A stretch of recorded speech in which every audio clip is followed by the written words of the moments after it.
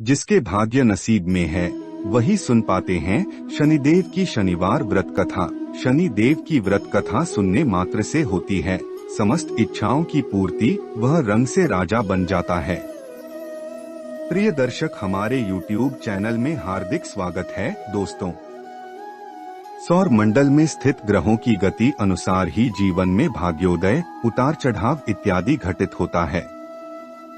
जिस प्रकार आकाश मंडल में नवग्रह सूर्य, चंद्र, मंगल, बुध, गुरु, शुक्र, शनि, राहु और केतु स्थित है, उसी प्रकार मनुष्य के शरीर में भी ये नवग्रह स्थित है। जहाँ सूर्य का अधिकार पेट पर, चंद्रमा का सीने पर, मंगल का सिर पर, बुध का कंधे और ग्रीवा पर, गुरु का यकृत और मूत्राशय पर, शुक्र का चेहरे पर, शनि का जंघाओं पर, राहु का पैरों पर तथा केतु का तलवों पर विशेष रूप से प्रभाव पड़ता है। शनि ग्रह कांतिहीन, अत्यंत धीरे चलने वाला तथा वात प्रकृति प्रधान ग्रह है। इस ग्रह के द्वारा शारीरिक दुर्बलता, विपत्ति योग, बाधा, अकाल मृत्यु, अहंकार, मानसिक रोग, छल, कपट, धोखा आदि शनि ग्रह के प्रभाव से उक्त कुविचार आते हैं। शत्रु क्रूरता। इसके अलावा प्रधान बात यह है कि जीवन में शनि का प्रभाव ही सर्वाधिक पड़ता है। व्यक्ति के चिंतन का योग शनि के द्वारा ही बनता है। शनि सूर्य का पुत्र है और यम का भाई है। दुर्घटना, आकस्मिक मृत्यु का विवेचन भी इसी ग्रह से किया जाता है। विंशोत्तरी महादशा के अनुसार सारे ग्रहों की दशाएं कुल 120 वर्षों की मानी गई है। इसमें सूर्य महादशा 6, चंद्र महादशा 10, मंगल महादशा 7, बुध महादशा 17, गुरु महादशा 16, शुक्र महादशा 20, राहु महादशा 18, केतु महादशा 7, शनि महादशा 19। सभी ग्रहों में सर्वाधिक बलशाली व प्रभावी शनि ग्रह किसी भी राशि पर न्यूनतम 30 माह तक रहता है। इस काल में यदि शनि शुभकारी है तो व्यक्ति अपने जीवन में सर्वाधिक उन्नतिशील बनता है, परंतु यदि शनि की दशा विपरीत चल रही हो तो जीवन छिन्न भिन्न हो जाता है। शनि की दशा अधिकतर अत्यंत क्रूर व हानिकारक सिद्ध होती है। इस दशा में साधक जीर्णशीर्ण, दीनहीन की स्थिति में भी पहुंच सकता है और उसके जीवन के सभी विकल्प समाप्त हो जाते हैं। मनुष्य को निरंतर शनि की व्रत कथा सुने जीवन निर्माण में सहायक इस विशेष ग्रह की अनुकंपा ग्रहण करते रहना चाहिए। आइए सुनते हैं शनि देव की शनिवार व्रत कथा। एक समय स्वर्गलोक में सबसे बड़ा कौन के प्रश्न पर 9 ग्रहों में वाद विवाद हो गया। विवाद इतना बढ़ा कि परस्पर भयंकर युद्ध की स्थिति बन गई। निर्णय के लिए सभी देवता देवराज इंद्र के पास पहुँचे और बोले, हे देवराज, आपको निर्णय करना होगा कि हम में से सबसे बड़ा कौन है। देवताओं का प्रश्न सुनकर देवराज इंद्र उलझन में पड़ गए। इंद्र बोले, मैं इस प्रश्न का उत्तर देने में असमर्थ हूँ। हम सभी पृथ्वीलोक में उज्जैनी नगरी में राजा विक्रमादित्य के पास चलते हैं। देवराज इंद्र सहित सभी ग्रह देवता उज्जैनी नगरी पहुँचे। महल में पहुंचकर जब देवताओं ने उनसे अपना प्रश्न पूछा तो राजा विक्रमादित्य भी कुछ देर के लिए परेशान हो उठे, क्योंकि सभी देवता अपनी अपनी शक्तियों के कारण महान थे। किसी को भी छोटा या बड़ा कह देने से उनके क्रोध के प्रकोप से भयंकर हानि पहुंच सकती थी। अचानक राजा विक्रमादित्य को एक उपाय सूझा और उन्होंने विभिन्न धातुओं स्वर्ण, रजत, चांदी, कांसा, ताम्र, तांबा, सीसा, रांगा, जस्ता, अभ्रक व लोहे के 9 आसन बनवाए। धातुओं के गुणों के अनुसार सभी आसनों को एक दूसरे के पीछे रखवाकर उन्होंने देवताओं को अपने अपने सिंहासन पर बैठने को कहा। देवताओं के बैठने के बाद राजा विक्रमादित्य ने कहा, आपका निर्णय तो स्वयं हो गया। जो सबसे पहले सिंहासन पर विराजमान है वही सबसे बड़ा है। राजा विक्रमादित्य के निर्णय को सुनकर शनि देवता ने सबसे पीछे आसन पर बैठने के कारण अपने को छोटा जानकर क्रोधित होकर कहा, राजा विक्रमादित्य, तुमने मुझे सबसे पीछे बैठाकर मेरा अपमान किया है। तुम मेरी शक्तियों से परिचित नहीं हो।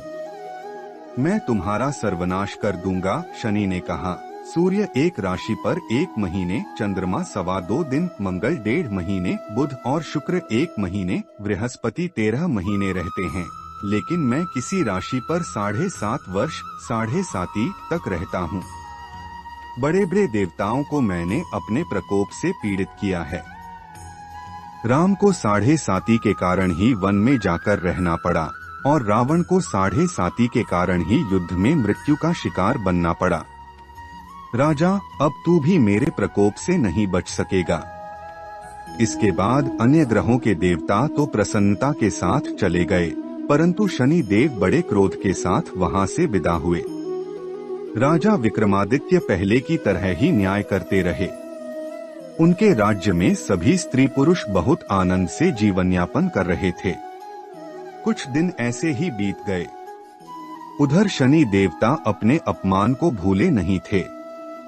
विक्रमादित्य से बदला लेने के लिए एक दिन शनि देव ने घोड़े के व्यापारी का रूप धारण किया और बहुत से घोड़ों के साथ उज्जैनी नगरी पहुँचे।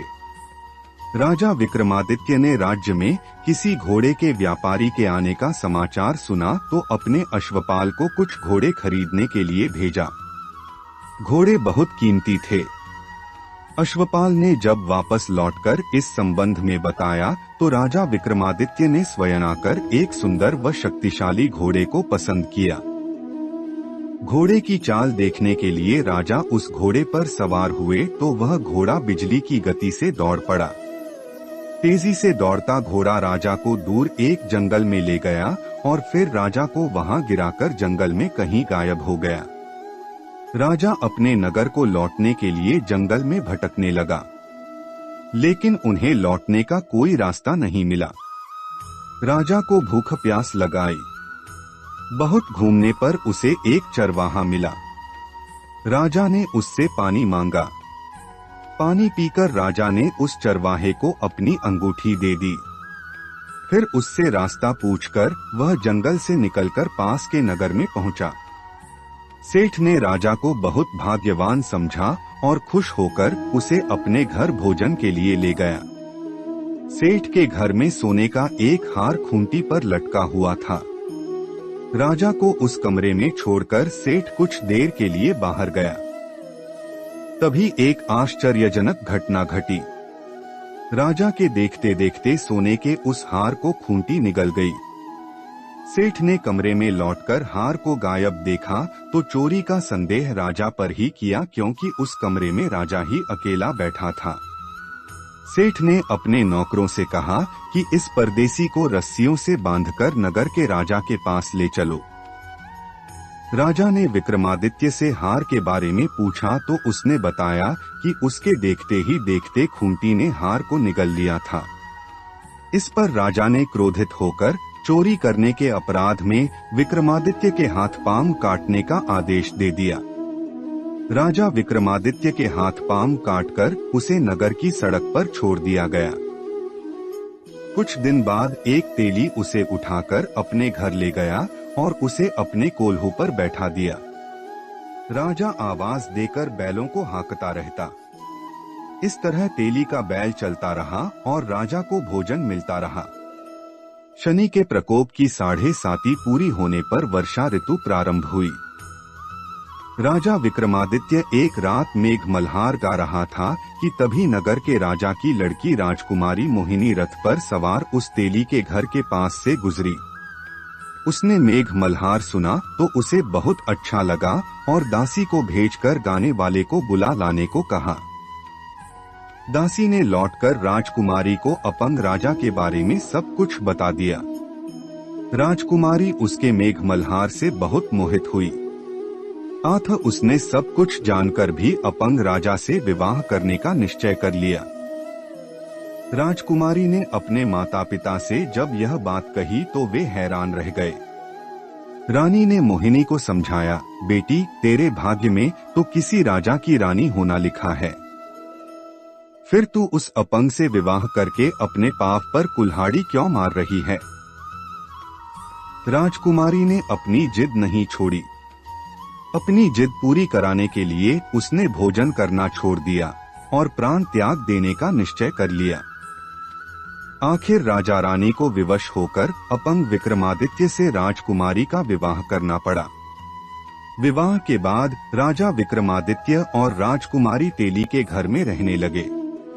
उसी रात स्वप्न में शनि देव ने राजा से कहा, राजा तुमने मेरा प्रकोप देख लिया, मैंने तुम्हें अपने अपमान का दंड दिया है। राजा ने शनि देव से क्षमा करने को कहा और प्रार्थना की, हे शनि देव, आपने जितना दुख मुझे दिया है अन्य किसी को न देना। शनि देव ने कुछ सोचकर कहा, राजा मैं तुम्हारी प्रार्थना स्वीकार करता हूँ। जो कोई स्त्री पुरुष मेरी पूजा करेगा, शनिवार को व्रत करके मेरी व्रत कथा सुनेगा, उस पर मेरी अनुकंपा बनी रहेगी। प्रातः काल राजा विक्रमादित्य की नींद खुली तो अपने हाथ पांव देखकर राजा को बहुत खुशी हुई। उसने मन ही मन शनि देव को प्रणाम किया। राजकुमारी भी राजा के हाथ पांव सही सलामत देखकर आश्चर्य में डूब गई। तब राजा विक्रमादित्य ने अपना परिचय देते हुए शनि देव के प्रकोप की सारी कहानी सुनाई। सेठ को जब इस बात का पता चला तो दौड़ता हुआ तेली के घर पहुंचा और राजा के चरणों में गिरकर क्षमा मांगने लगा। राजा ने उसे क्षमा कर दिया क्योंकि यह सब तो शनि देव के प्रकोप के कारण हुआ था। सेठ राजा को अपने घर ले गया और उसे भोजन कराया।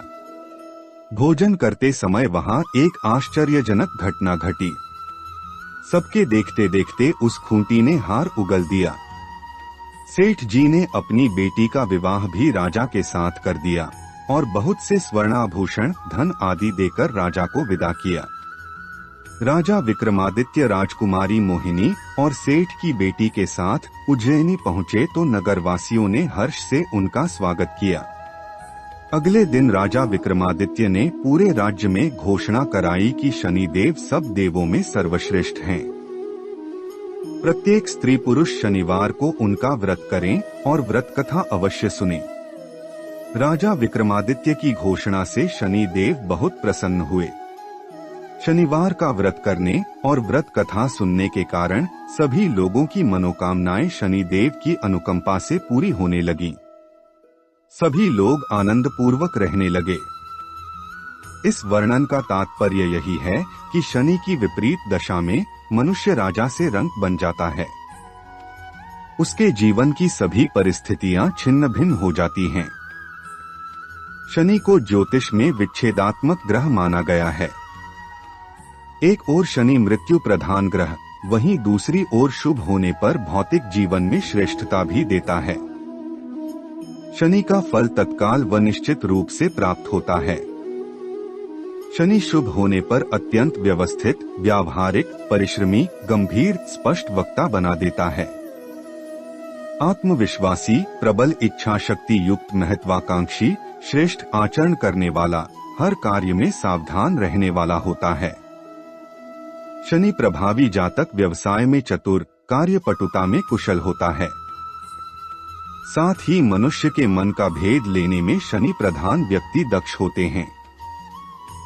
शनि प्रभावी जातक का अध्यात्म की ओर विशेष झुकाव रहता है तथा योगाभ्यासी, गूढ़ रहस्य का पता लगाने में दक्ष, कर्मकांड व धार्मिक शास्त्रों का अभ्यास करने वाला, ग्रंथ प्रकाशन, तत्वज्ञ, लेखन कार्य, यश व सम्मान पाते हैं। शनि के अनेक स्वरूपों में उनकी विशेषता का भी वर्णन है। शनि के विभिन्न नाम: ध्रुवाभीष्ट प्रदायन, सभी इच्छाओं को पूरा करने वाला, शरण्य, रक्षा करने वाला, चिर स्थिर स्वभाव, व्यवस्थित रूप से चलने वाले, निश्चल अटल रहने वाले, वज्रदेह, वज्र समान शरीर वाले, वैराग्यद, वैराग्य के दाता, वीर, अधिक शक्तिशाली, वीतरोग, भय, डर और रोगों से मुक्त करने वाले, आयुष्य कारण, दीर्घायु जीवन प्रदान करने वाले, आप दुर्धर्तृक, दुर्भाग्य दूर करने वाले, वरदाय, भयहस्त, भय को दूर करने वाले, कष्टोधानाश कर्तृ, कष्टों को दूर करने वाले, पुष्टिद, सौभाग्य के दाता, भानु, तेजस्वी, भक्तिवश्यक, भक्त द्वारा वश में आने वाले, धनदा, धनदाता, तनु प्रकाश देह, तन को प्रकाश देने वाला, दीनार्तिहरण, संकट दूर करने वाला, दक्ष, कर्मकांड व धार्मिक शास्त्रों का अभ्यास करने वाला, ग्रंथ प्रकाशन, तत्वज्ञ, लेखन कार्य, यश व सम्मान पाते हैं। शनि के अनेक स्वरूपों में उनकी विशेषता का भी वर्णन है।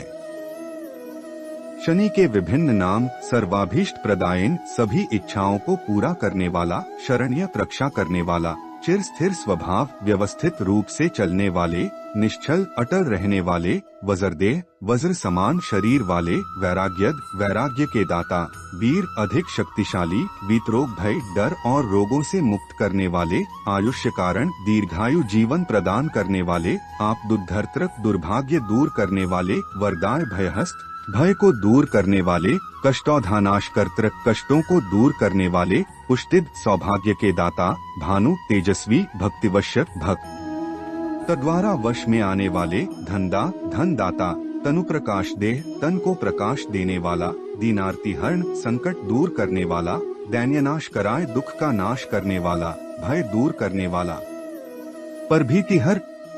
इन विभिन्न स्वरूपों से शनिदेव जीवन में सुख, समृद्धि, वैभव, आरोग्यता, दीर्घायु जीवन, कार्य, व्यापार सफलता के प्रदाता हैं। ये सभी स्थितियां शनि ग्रहण की कुपितता के निवारण से ही संभव है, क्योंकि शनि ही एकमात्र ऐसे ग्रह देव हैं जिनके कारण जीवन पूर्ण रूपेण नारकीय स्वरूप में अधोगतिमय बनता है और इनके सुप्रभाव से ही सर्वांगीण स्वरूप में राजयोगमय जीवन निर्मित होता है। जिनके भी जीवन में कोई भी समस्या जटिल हो रही है, लाख प्रयास के बाद भी जीवन में सुस्थितियां नहीं आती हैं, तब आवश्यक है कि वह शनि की पूर्ण अनुकूलता प्राप्त कर शनि के सभी स्वभावों को आत्मसात कर सके और जीवन में उन सभी स्थितियों को हस्तगत कर सके जो उसकी अभिलाषा है।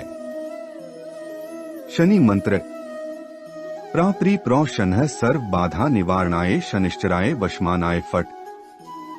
इस मंत्र का जाप करने से शनिदेव आपके अनुकूल होने लगते हैं, आपके कार्य में सफलता देते हैं, सभी कार्य आपके होने लगते हैं। जहां दिमाग और मन शांत होगा वहां पर सब कुछ आपका अच्छा होगा। सभी ग्रहों में शनि का मनुष्य पर सबसे हानिकारक प्रकोप होता है। शनिवार का व्रत करते हुए शनि देवता की पूजा अर्चना करनी चाहिए।